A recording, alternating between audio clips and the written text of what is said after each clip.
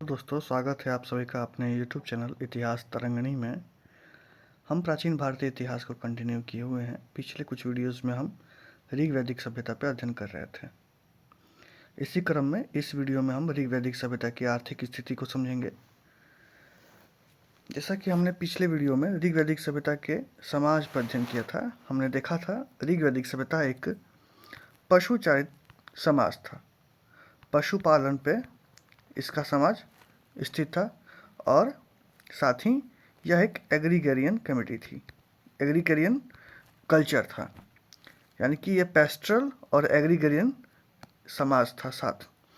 इस वीडियो में हम जब इसकी आर्थिक स्थिति पे अध्ययन करेंगे तो हम समझेंगे कि यहाँ पे जो आर्थिक गतिविधियाँ थीं वह मुख्यतः दो आधार पे विभाजित थीं। पहला था इसका पशुपालन, और जो दूसरा आधार था वह पशुपालन के तुलना में थोड़ा गौण था, यानी कि कम उस पर फोकस था, जैसे कृषि पे और व्यवसाय पे। यानी कि ऋग वैदिक सभ्यता के लोग जो आर्यंस थे, उनका जो मुख्य आधार था आर्थिक गतिविधियों का वह था पशुपालन। इसके सहयोग के रूप में वो कृषि तथा थोड़ा बहुत व्यावसायिक गतिविधियां करते थे। जो आर्थिक गतिविधियों में मुख्य आधार पशुपालन को हम देखते हैं, वह इस कारण से होता है कि जो हमने पढ़ा था इंडस वैली सिविलाइजेशन में कि वहाँ के लोग नगरीय सभ्यता को बिलोंग करते थे। नगरीय सभ्यता में उद्योग का बहुत महत्वपूर्ण रोल होता है, लेकिन जो ऋग वैदिक सभ्यता थी, ऋग वैदिक जो आर्यंस की सभ्यता थी, वह मुख्य रूप से कबायली सभ्यता थी। ट्राइबल्स थे ये, ठीक है, ट्राइबल कम्युनिटी थी, जनजातीय यहाँ पे हमें देखने को मिलता है, जनजातीय स्वरूप देखने को मिलता है समाज का। तो इस कारण से जीवन में स्थायित्व की हमें कमी देखने को मिलती है। जब जीवन में स्थायित्व नहीं होता है, लोग पशुपालन के इर्द गिर्द आर्थिक गतिविधियों में संलिप्त होते हैं, तो ये किसी एक जगह पे अपने आवास को स्थायित्व नहीं देते हैं, और इनका जो संपूर्ण संपत्ति का आधार होता है वह पशु होता है। क्योंकि इन्होंने कृषि को गौण रूप से अपने जीवन में रखा, तो इस कारण इनकी जो फसल चक्र के कारण जब जीवन में स्थायित्व आता है, वैसा यहाँ देखने को नहीं मिलता है।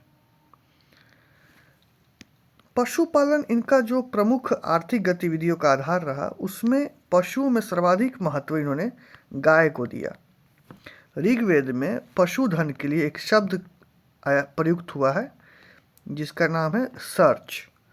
ऋग्वेद में पशुधन के लिए सर्च शब्द का प्रयोग किया गया है। गायों में सबसे कीमती जो गाय होती थी वह होती थी अष्टकर्णी गाय।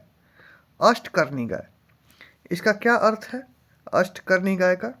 यह काले रंग की गाय होती थी जिसके कान में 8 छेद किए जाते थे, और यह 8 छेद में सोने के पाद पहने होती थी। तो सभी गायों में सबसे महत्वपूर्ण या कीमती गाय जो होती थी ऋग्वेदिक आर्यों की, वह होती थी अष्टकर्णी गाय। जब ऋग्वेदिक सभ्यता में हम देखते हैं कि गाय संपत्ति का आधार बनती है, तो जब वहाँ पे हम चोरी जैसी गतिविधियों को देखते हैं तो वहाँ गायों की ही चोरी भी होती थी।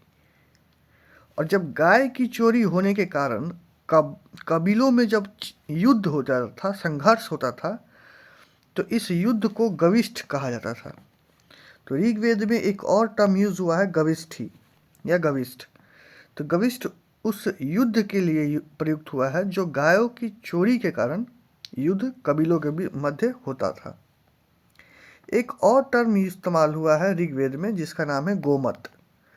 यह धनी व्यक्ति के लिए, जिसके पास गायों की संख्या बहुत अधिक होती थी, वह धनी माना जाता था, तो धनी व्यक्ति के लिए गोमत शब्द का इस्तेमाल हुआ है, और गायों के रक्षक के लिए गोपति शब्द का इस्तेमाल हुआ है ऋग्वेद में। जब हम देखते हैं कि ऋग्वैदिक सभ्यता में मुद्रा का प्रचलन नहीं था, संपत्ति का आधार गाय थी, तो विनिमय के साधन के रूप में गाय का भी इस्तेमाल वो करते होंगे। गाय के बाद दूसरे महत्वपूर्ण पशु की बात करें तो वह उनका प्रिय पशु था घोड़ा। यह दूसरा महत्वपूर्ण पशु था। वह इसका इस्तेमाल युद्ध के समय करते थे। गाय और घोड़ा के अलावा ये ऊंट, भेड़, बकरी, कुत्ते से भी परिचित थे। लेकिन हमें यह ज्ञात होता है ऋग्वेद में कि इन्हें बत्तख, बाघ, हाथी, गिद्ध से इनका परिचय नहीं हुआ था। ज्यों ज्यों जीवन में स्थायित्व आया, कृषि का भी व्यवसायीकरण होता गया। चूंकि हल जो थे वो लकड़ी के थे, इसलिए कृषि इनका मुख्य व्यवसाय नहीं बन सका। हमने ऊपर डिस्कस किया था कि जीवन स्थायित्व नहीं था। प्रारंभ में ऋग्वैदिक काल में जीवन में स्थायित्व नहीं था। लेकिन ज्यों ज्यों ये जीवन में स्थायित्व आते गया, कृषि का भी महत्व बढ़ा थोड़ा और इसका भी व्यवसायीकरण होने लगा। यानी कि व्यवसाय के रूप में इन्होंने कृषि को भी अपनाना प्रारंभ कर दिया। अभी तक हम देख रहे हैं हड़प्पा सभ्यता तक कि वह कांस्य युगीन सभ्यता थी, यानी तांबे का खोज हो चुका था। यानी कि ऋग्वैदिक काल में भी तांबा रहा होगा, लेकिन हम देख रहे हैं कि अभी तक लोहे का प्रयोग नहीं हुआ है ऋग्वैदिक काल में। तो हल जो थे वह लकड़ी के थे और लकड़ी के होने के कारण ये खेतों की जुताई उस स्तर पे नहीं कर सकते थे। इसी कारण से कृषि का व्यवसायीकरण होना प्रारंभ तो हो गया, लेकिन यह मुख्य व्यवसाय नहीं बन सका अभी भी। तो कृषि कैसा व्यवसाय बना? गौण व्यवसाय, गौण आधार पर कृषि की जा रही थी। ऋग्वेद में कृषि के विकास के लिए कुल 24 मंत्रों का उल्लेख किया गया है। और जो कृष्य शब्द है, जो कृषि को संबोधित करता है, यह कुल 33 बार आया है। 24 मंत्र, 33 बार कृषि शब्द का उल्लेख हुआ है। ऋग्वैदिक काल में जो भूमि थी, जो जोत का खेत था, वह दो प्रकार का था। पहले को नाम दिया गया है क्षेत्र और दूसरा है उर्वर। उर्वर शब्द से तात्पर्य जैसा प्रतीत होता है, इसका मतलब था ऐसा खेत जो उपजाऊ था, जिसको ज़्यादा सिंचाई की आवश्यकता नहीं थी, बीज मात्र उसमें बिखेर देने से फसल लग जाते थे। लेकिन जो दूसरा प्रकार था वह था क्षेत्र, जो परती था। कुछ समय तक जो खेत बहुत समय तक जिस पे खेती ना की जाए, हालांकि वो बंजर नहीं होता है लेकिन वह उपजाऊ होता है, लेकिन उस पर खेती नहीं की गई होती है, वैसे क्षेत्र को परती कहते हैं। तो दो प्रकार की भूमि होती थी ऋग्वैदिक काल में, क्षेत्र और उर्वर। क्षेत्र यानी परती भूमि जहाँ खेती नहीं की गई है, और दूसरा था उर्वर यानी उपजाऊ। नोट में मेंशन करेंगे, ऋग्वैदिक पीरियड में भूमि पर नियंत्रण सामुदायिक था, ना कि व्यक्तिगत।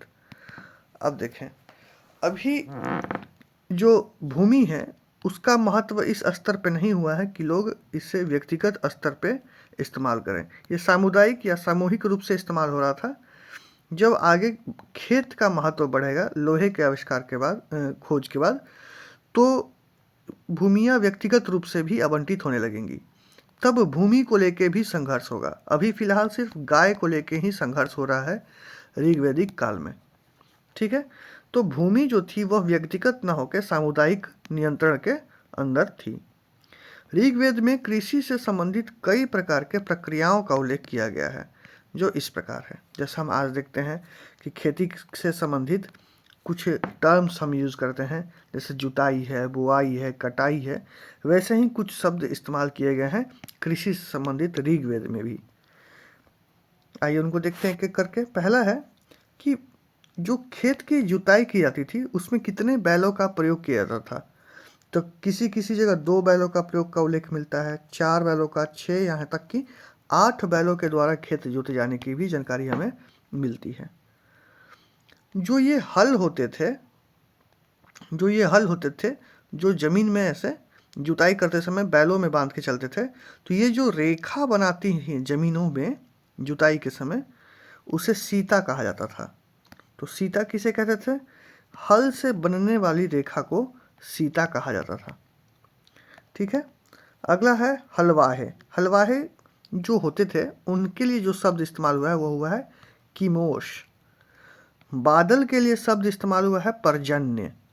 पर्जन्य यानी बादल। गोबर से बने हुए खाद के लिए शब्द इस्तेमाल हुआ है करीश। और अनाज मापने वाले यंत्र के लिए उर्दर। अनाज एकत्रित करने वाले यंत्र के लिए स्थीवी।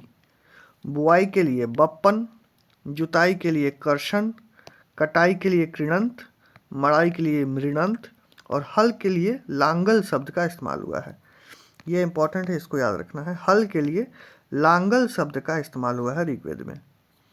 और जो चलनी है जिसे चाला करते हैं उसके लिए त्यूत शब्द का इस्तेमाल हुआ है। ये सभी सारे याद नहीं रखने हैं। जैसे बादल का पर्जन्य है, हल का लांगल है, चलनी नहीं याद रखना है, ठीक है। हाँ, गोबर खाद के लिए करिश है, यह इंपॉर्टेंट है। गोबर खाद के लिए करिश, ठीक है। बादल, गोबर खाद और हल, ये तीन महत्वपूर्ण है। और हल से बनने वाली रेखा को सीता कहते थे। ये जो कुछ टर्म्स थे जो ऋग्वेद में कृषि से संबंधित थे, जिनका इस्तेमाल हुआ है। जो खलिहान होते थे, खाली पड़े हुए जगह, उसे बोलते थे खत। अब देखते हैं जो गौण आधार था ऋग्वेदिक काल में अर्थव्यवस्था का। पहला हमने देख लिया गौण आधार कृषि। अब दूसरा देखते हैं व्यापार। व्यापार या व्यवसाय। जो ऋग्वेदिक काल में व्यापारी थे उनके लिए जो टर्म इस्तेमाल हुआ है वह हुआ है पणि। यह भी बहुत महत्वपूर्ण है। व्यापारियों के लिए जो टर्म इस्तेमाल हुआ है वह हुआ है पणि। कुछ व्यवसाय थे जिनका जिक्र हुआ है ऋग्वेद में, जैसे चमड़ा के लिए कमाना, टैनिंग। हम देखते हैं चमड़ा को पहनने लायक चप्पल बनाना, जो भी इस्तेमाल करते हैं अभी फ़िलहाल में वर्तमान परिदृश्य में, उसके जो टर्म इस्तेमाल होता है उसको बोलते हैं टैनिंग। टैनिंग ऑफ चमड़ा। चमड़ा को बोलते थे कमाना। तो चमड़ा कमाने के लिए भी एक वर्ग था। फिर दूसरा व्यवसाय था बढ़ई, जिसके लिए तक्षा शब्द का इस्तेमाल हुआ है। जुलाहा, तंतुवाय। कुंभकार या कुम्हार के लिए कुलाल शब्द का इस्तेमाल हुआ है। वैद्य के लिए भीषक। सूदखोरों के लिए तेकनार। और नाई के लिए वापता। वापता शब्द का इस्तेमाल हुआ है नाई के लिए, ठीक है। कुम्हार के लिए कुलाल शब्द का इस्तेमाल हुआ है। मुद्रा का प्रचलन था नहीं, वस्तु विनिमय पर आधारित ये अर्थव्यवस्था थी। गाय संभवतः गायों का भी इस्तेमाल वस्तु विनिमय के लिए होता था। और ऋग्वेदिक काल तक हमने देखा दो जो धातु थे उनका प्रमुख रूप से प्रचलन था। एक था सोना निष्क के रूप में जो गले में पहना जाता था, और दूसरा था अयस जो तांबे के लिए प्रयुक्त होता था। तो यह था अर्थव्यवस्था का परिदृश्य ऋग्वेदिक काल का। अगले वीडियो में हम इसके धार्मिक स्थिति को देखेंगे, ऋग्वेदिक काल के धार्मिक स्थिति को। उसके बाद हम उत्तर वैदिक काल में चलेंगे।